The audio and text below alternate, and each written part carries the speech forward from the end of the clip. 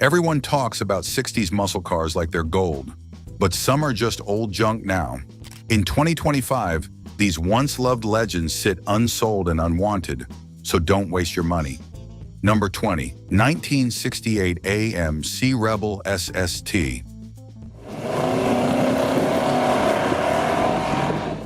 It once ruled the streets, but now nobody wants it. Back in 1968, the AMC Rebel SST was supposed to be something special. It had a cool new look, fun V8 power, and even a soft top that folded down. But now in 2025, this car is sadly one of the most worthless muscle cars of the 60s. Let me tell you why. First off, the Rebel SST was AMC's last real convertible. That sounds cool, right? But wait, there's a reason they never made another one after this. AMC was already struggling back then. In 1967, they lost so much money that they almost went under. By 1968, they were trying to make a comeback. But here's the truth. Nobody really wanted the Rebel. Even though it came with a V8 engine, a sporty steering wheel, and fancy seat features, the Rebel SST couldn't keep up with muscle cars from Ford or Chevy. People could just spend a little more and get something way better, like a Chevelle or a GTO. Here's what made it worse. The base model 550 was dirt cheap, only $2,736. It was the lowest priced 6-passenger convertible you could get. That sounds like a deal, but it came with a weak 6-cylinder engine, plain looks, and almost no power. Even the fancy SST version couldn't save it. And guess what? AMC only sold 823 Rebel SST convertibles. That's tiny. That tells you how little demand there was. By today's standards, these cars are hard to fix, slow on the road, and don't have much value at all. Parts are rare, and engines are outdated. Nobody's collecting them anymore. It may look fun in photos, but it's all downhill from there. Number 19, 1969 Ford Torino GT.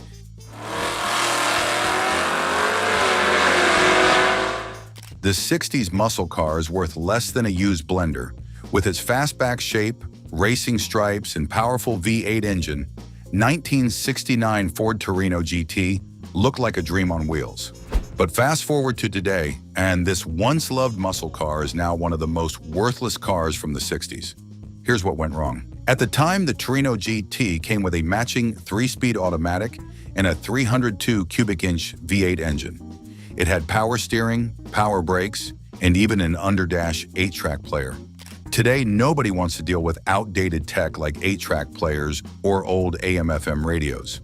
Most of these features don't even work now, and if they do, fixing them costs way too much. Also, the engine sounds tough, but it guzzles fuel like crazy.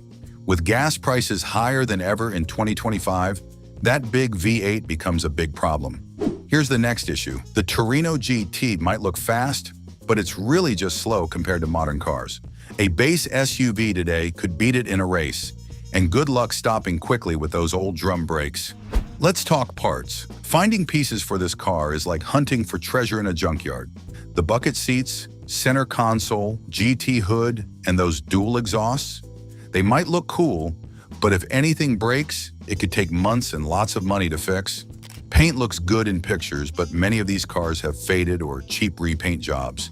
Add in rust on the frame or under the doors, and things get ugly fast. That's why in 2025, the 1969 Torino GT isn't a smart buy. No speed, savings, and support. It might seem like a deal, but honestly, this car is better left in the past. These cars are worthless, sure, but not more than what's coming up. As we go further down the list, the truth gets harder to swallow. And just wait for number 1, because you probably thought that car had something special for everyone. But today, it has nothing. Number 18, 1967 Dodge Coronet 440.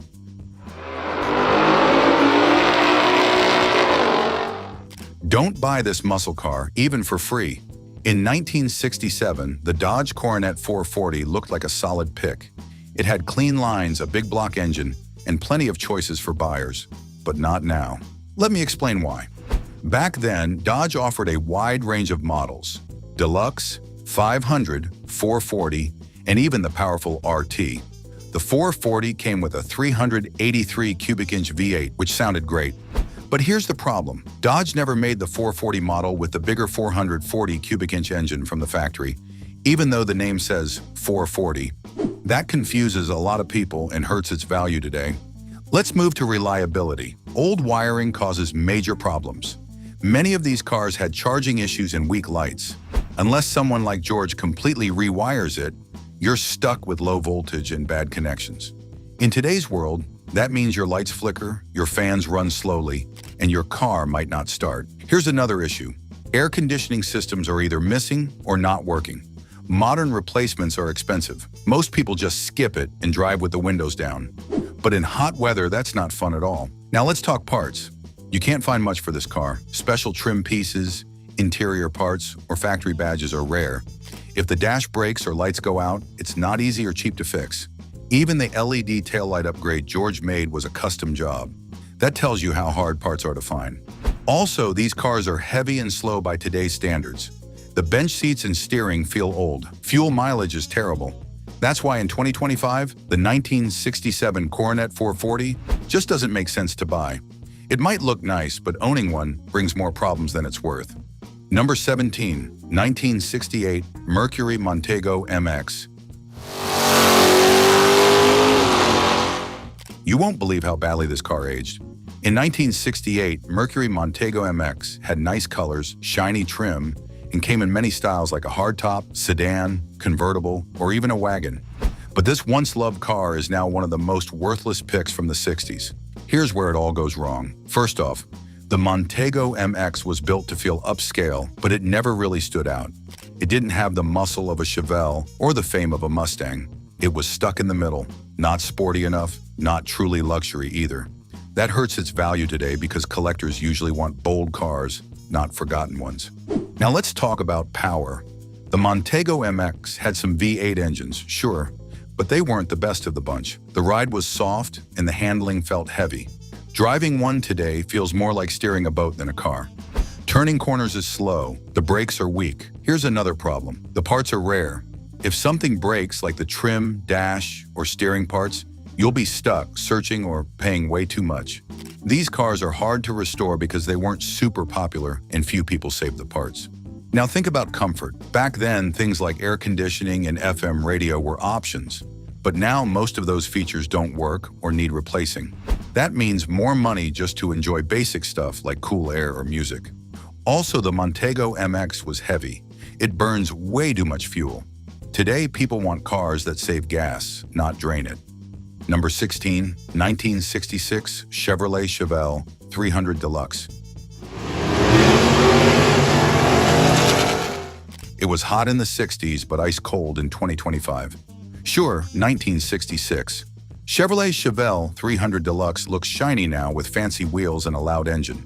But let's talk about the problems that come with it. First off, let's look underneath. Many of these cars were born with a 194 cubic inch inline-six engine and a 2-speed Powerglide automatic. That combo was slow even back then. Even if someone swaps in a 383 cubic inch stroker V8, like in one newer build, you're still left with an old frame and old bones. No matter how much is added, it's still not worth the cash today. Now think about the cost. That fancy suspension, 20-inch wheels, Willwood brakes, leather seats, and Bluetooth sound might sound exciting, but when you add all that in, the car becomes too expensive to enjoy. Most folks don't want to spend sports car money on an old car that started life as a low-trim model with a rubber floor and split bench seat. Let's not forget the interior. The original versions had plain vinyl and basic knobs.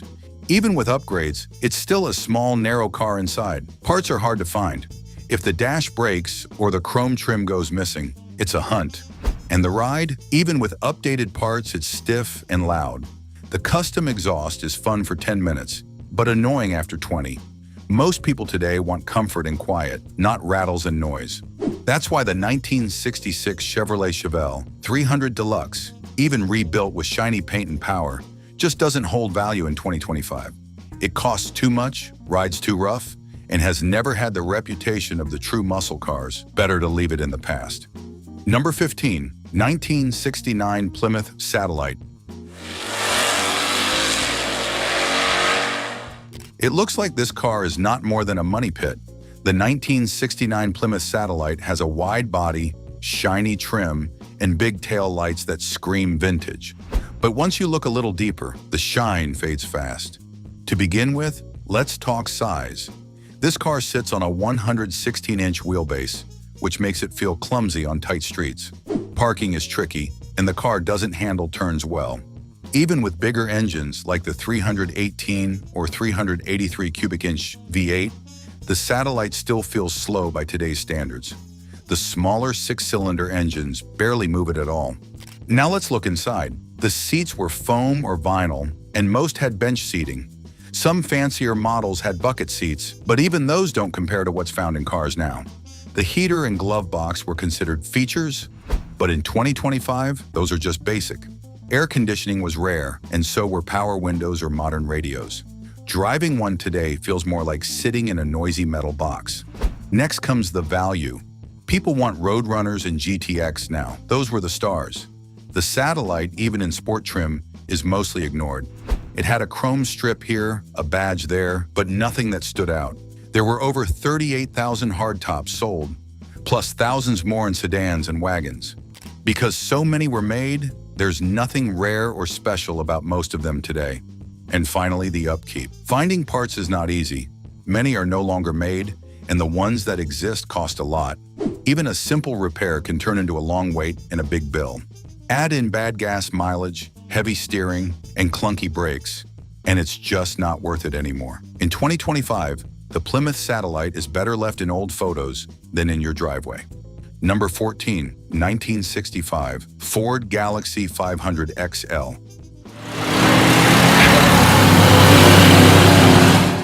The 1965 Ford Galaxy 500 XL used to be cool, but now it costs a fortune to fix. It had chrome trim, long, wide doors, and cool bucket seats. It even had a V8 engine under the hood. Let's start with the size. This car is huge. Parking is a big chore, and driving in traffic is stressful. With stacked headlights and sharp edges, it looks nice standing still, but it drives like a boat. It floats over bumps and leans hard into turns. Even with its fancy NASCAR-built suspension, it still feels clumsy on modern roads. Now think about the engine.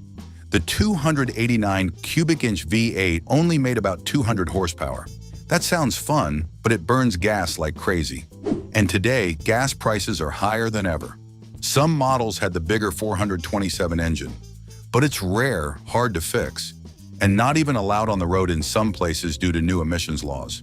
Then comes the inside. Sure, it had a floor shifter and padded seats, but the seats are low and uncomfortable now. There's no touchscreen, no backup camera, and no airbags. The Galaxy 500 XL even lacks power windows in most trims. The Cruise-O-Matic transmission shifts slowly, and the radio only works if you find old AM stations. Let's not forget parts. Fixing a Galaxy is tough now. Few shops know how to work on them, and replacement parts are hard to find. Chrome trim costs a lot, and broken trim is nearly impossible to match. Even little things like ashtray lights or fake walnut panels can break and ruin the look. For collectors, it's just another big Ford. For drivers today, it's a problem on wheels. The 1965 Galaxy 500 XL may have charm, but it has no place on today's roads. Number 13, 1968 Pontiac Tempest.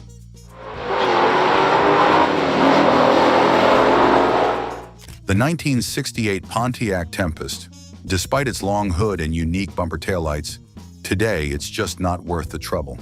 Back then, it came with some neat features like rear armrests with ashtrays, a deluxe steering wheel, and even an anti-theft buzzer. The Sprint version had a stronger 250 cubic inch overhead cam, 6 engine with a 4-barrel carburetor and heavy-duty shocks.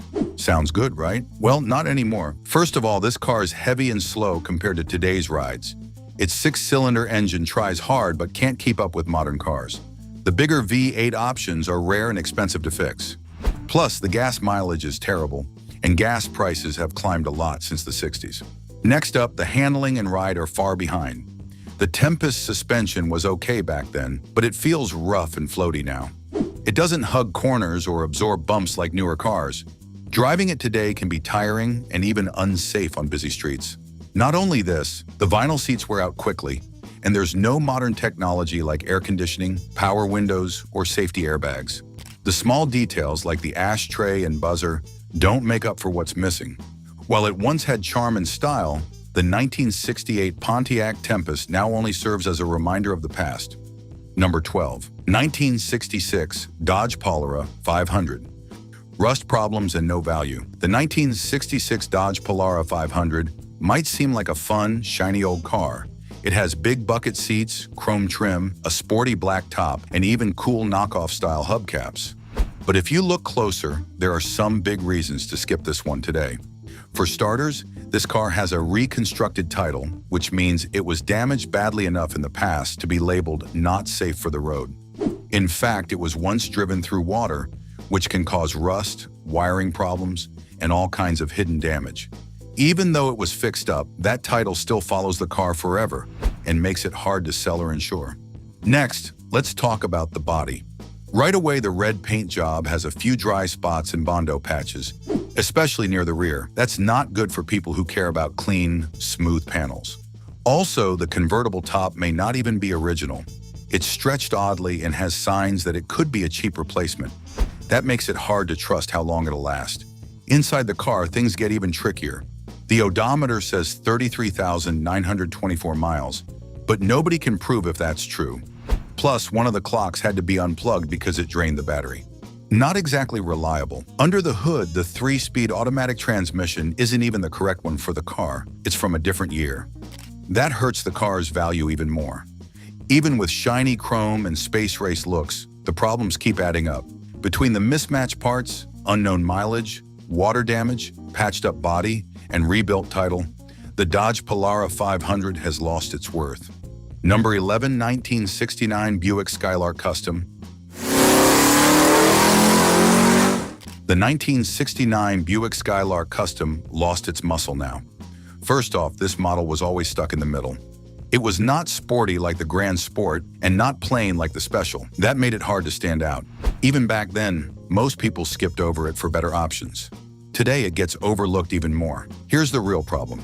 Buick gave the Skylark Custom a name that sounds special, but it came with a 3-speed manual transmission as standard.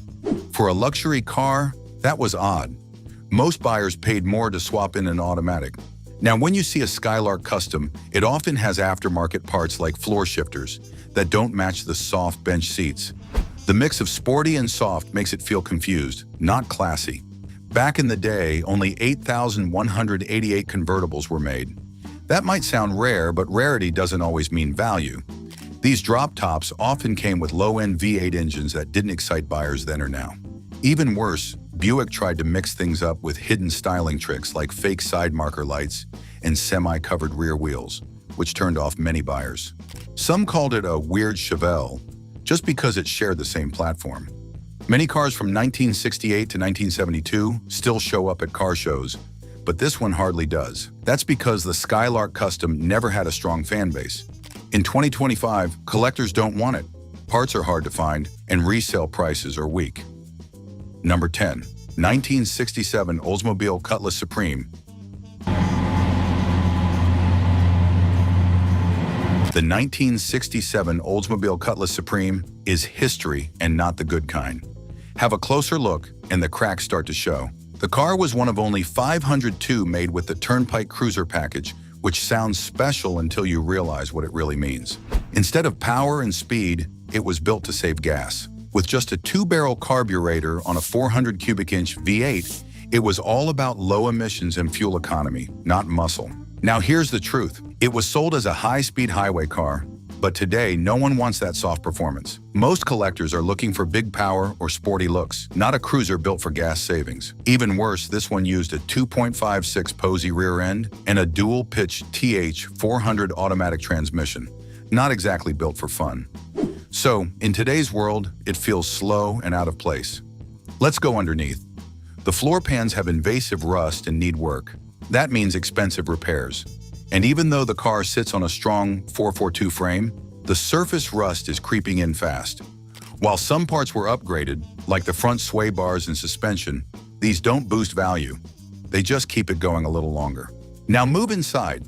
The air conditioning doesn't work because it's been disconnected. And although the interior is clean and original, the old R12 system is hard to fix and outdated. It also has a mix of factory and aftermarket radio parts, which doesn't help resale. Well, rare does not always mean valuable. This Oldsmobile has become a car that collectors skip and drivers don't want. Number 9. 1964 Dodge Dart GT. It once seemed like a smart buy. Back in 1964, the Dodge Dart GT was cheaper than most other sporty cars. It cost about $400 to $600 less than similar GM models, and even underpriced the Comet by a few $100s. That made it popular then, but today that low cost doesn't help its value. Let's start with the engine. Most Dart GTs came with a 170 cubic inch slant 6, which just didn't have enough power. A faster V8 engine was added later that year, but only a small number of people actually bought it. Out of nearly 50,000 GTs sold, just 1 in 4 had the stronger 273 cubic inch V8. That means most of them are still slow today, especially when trying to drive on fast highways. Now look at the body. Sure, it had a solid unitized frame and fancy paint with baked-on enamel, but none of that stops it from looking plain now. The styling was only mildly changed, and while the padded dash and vinyl seats felt deluxe back then, they don't stand out anymore. Moving to the options, the Dart had lots of add-ons like power steering and tinted glass, but those features are standard in modern cars, so buyers today don't get excited about them. Even the popular push-button transmission feels outdated now. With most Dart GTs stuck with small engines, outdated extras, and no big design wow factor, the car's value has dropped in 2025. Collectors want power or rarity, and the Dart GT has neither. Number 8. 1965 Rambler Marlin.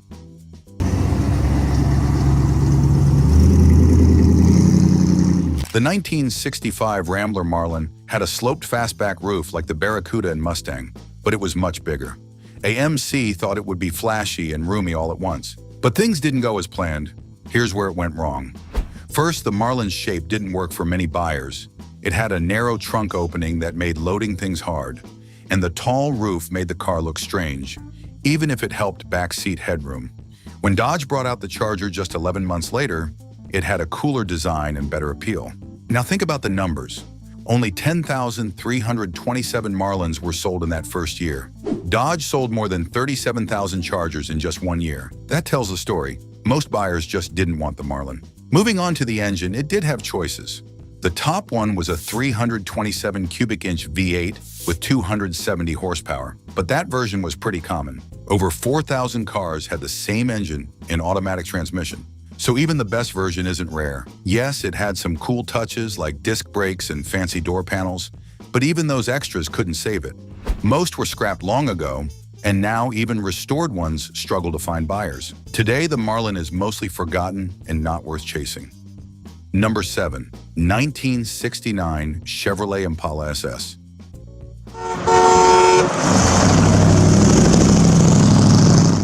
In 1969, the Chevrolet Impala SS tried to stand out, but unfortunately, this was the final year for the SS badge until 1994. Well, it disappeared for decades. That makes this model more of a leftover than a legend. Let's talk about the power. The SS only came with one engine choice, the 427 cubic inch V8. Buyers could pick either 390 horsepower or 425 horsepower. That sounds exciting, but here's the problem. It drank fuel fast and needed constant care. And now finding parts for that big engine is expensive and hard. The same goes for the heavy-duty clutches and manual transmissions that came with it. Now comes the odd stuff. This car came with features like hideaway wipers, liquid tire chains, and even a roof rack on some versions. These things might seem fun at first, but today, they just confuse buyers. Most don't work anymore, or were never really useful. Next up, the style didn't age well. The long slab sides, notchback roofline, and bulky bumpers make it hard to love today. The tall body lines and heavy frame mean it feels slow and clunky. And even though it had things like disc brakes and comfort tilt steering, newer cars beat it in every way. Then there's the 6-cylinder base version that came with some models. That was way too weak for the car's size, making the Impala feel underpowered and lazy. Number 6. 1967 Mercury Cougar Base.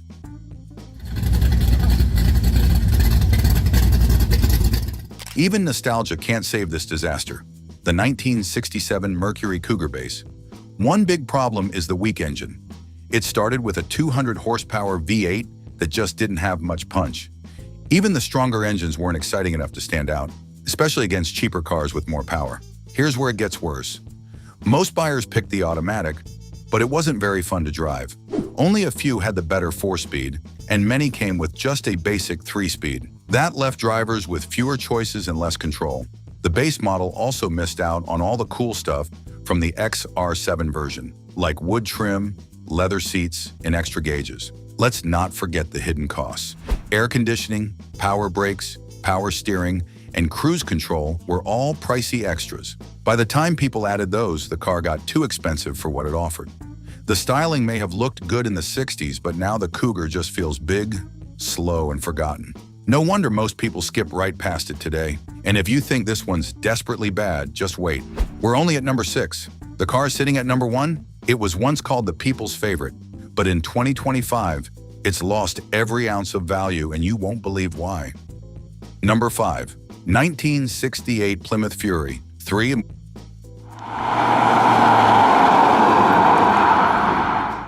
Once famous, now forgotten. The 1968 Plymouth Fury 3 is a good example of the classic that brings more trouble than it's worth today. Even with its sharp body lines and shiny chrome, this big convertible has lost its place in the modern world. One big reason is the value. Right now, a clean Fury 3 in good condition sells for around $12,867. But no one really wants one, and selling it can be a struggle. Here's the other big problem. Back in the day, it looked fresh. But even in the late 60s, this design was already falling behind. While other companies went with modern curves and smooth shapes, the Fury stuck with older, blocky lines. Even the quad headlights, which once seemed bold, were a reused look borrowed from other brands. Now add this. Only 4,500 convertibles were made that year. That sounds rare, but it doesn't mean people want one. The market is small, and most folks pass it by. The engines, like the 330 horsepower produced by 383 V8, sound strong, but keeping that engine running well now costs too much. As we move along, the inside was stylish once, but nothing about it stands out today. Vinyl seats and basic trim feel cheap. Buyers now want cars with more advanced features or true collector history. Sadly, the Fury 3 has neither. That's why today, even with a good shine, this old cruiser is stuck in the do not buy zone. Number 4. 1966 Pontiac Catalina 2+2. Don't be fooled, the 1966 Pontiac Catalina 2+2 is a bad deal. It once tried to be the big brother to a famous muscle car, but now it sits forgotten. The car came with a 338 horsepower, 421 cubic inch V8. An optional tri-power setup pushed it to 376 horsepower. Sounds strong, but here's where the problems start. At first, this model sold just over 6,000 units. That's not many, even back then. And because it was made in small numbers, finding parts now is tough. Even worse, by the very next year, only 1,768 2+2s were sold. That big drop shows people had already lost interest while it was still new. Next comes the weight. This was a full-size car built for size and looks, not for real speed or balance. It couldn't match the smaller, lighter cars that had better handling and cheaper prices. Even with all its power, it didn't stand out where it mattered. Another big issue? The style aged fast. The wide body and curved glass made it look bold in the 60s, but now it just looks bulky. Later models like the 1969 version added hidden wipers and flashy bumpers, but this one didn't get those. Over time, collectors moved on. They want either a rare muscle car or a truly stylish cruiser.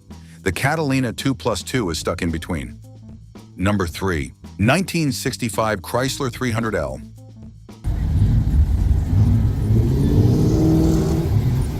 Back in 1965, the Chrysler 300L was built to be something special. With a 413 cubic inch V8 engine, making 360 horsepower, it looked like a luxury muscle car.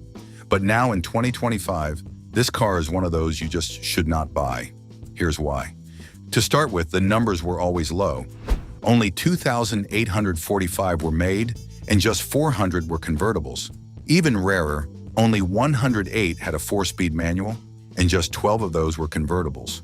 That makes finding parts nearly impossible. When something breaks, and it will, good luck replacing it. Even worse, this car came with many power features that were fancy in the 60s, like electric vent windows and a tilt steering column. But today, those systems are outdated and often broken. Fixing them costs a lot and takes time that most people do not have. And that triple blue color combo? It may be rare, but it adds no real value unless everything is perfect, which is hard after 60 years. Then comes the size. The car is huge. Parking, turning, and storing it is hard for everyday people. Add the fact that it was not restored and sat unused for years, and you get a long list of problems like leaks, rust, and bad wiring. But now it's a high-cost project with little reward. Unless you already have the rare parts and time to care for it, this old Chrysler is better left alone. Number 2. 1964 Buick Wildcat.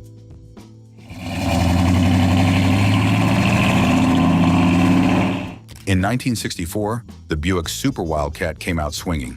But now in 2025, this full-size beast has turned into a car most people should skip. At first, it sounds exciting. It came with a 425 cubic inch V8 engine, 2 4-barrel carburetors, and made 360 horsepower. Back then, it could go from 0 to 60 miles per hour in 7.5 seconds. Fast for a car that weighed over 4,000 pounds. But here's where the problems start. First, very few were built. Less than 300 Wildcats had this Super Wildcat setup. That means finding original parts today is almost impossible. Next comes the price. Even fully restored models have only sold for about $36,000 in recent auctions. That's low for such a rare car, and it shows how little demand there really is. Now think about the weight. At over 4,000 pounds, it drinks fuel fast and handles like a boat. Add the outdated features and old layout, and it becomes clear. This car is all show, little go. Sure, it was fast in a straight line, but it never became a real muscle car, and it lacks the racing history or badge power others have. Also, there were no big interior changes from the year before. Buyers in 2025 want modern comfort or vintage with value.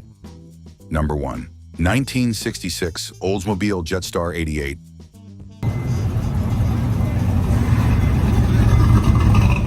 The final classic of the list. Trust me, you'll regret buying this. The Oldsmobile Jetstar 88 came with hopes of muscle and comfort. It carried the big 425 cubic inch V8 engine, offering up to 370 horsepower. To start with, this was the final year for the Jetstar name. That makes parts rare, and fewer people remember it even existed. On top of that, the car didn't bring many new changes. It kept the same engine, the same trim, and mostly the same looks as the year before. While the Delta 88 became its own model and started climbing the luxury ladder, the Jetstar stayed stuck in the middle. Even with all that engine power, it didn't sell well. These cars had a manual 3-speed column shifter standard, but most buyers didn't want those, and very few got the rare 4-speed version, making good driving examples even harder to locate. Also, there was no convertible for the Jetstar in 1966, and without that open-top style, many collectors pass it over for more popular dynamic or Delta models. Trim features were plain, and the design was already falling behind when new sweeping styles took over in 1967. So this one's best left alone. Which of these worthless cars surprised you the most? Drop a comment, hit like if you learned something new, and don't forget to subscribe for more car stories like this.